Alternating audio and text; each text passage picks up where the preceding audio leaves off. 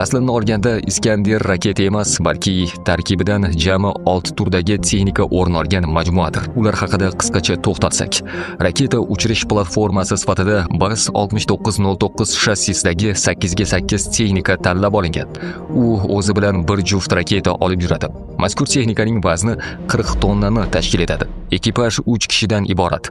Transport yuklovchi mashina esa qo'shimcha raketalarni olib yurishga mo'ljallangan.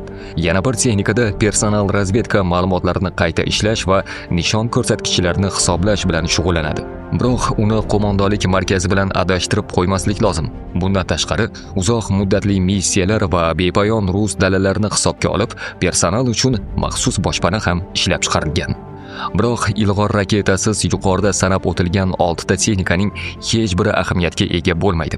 Iskander M belgilangan nishonlarni yo'q qilishda qattiq yoqilg'ida ishlovchi va 2 bosqichli 9M723K1 raketasidan foydalanadi.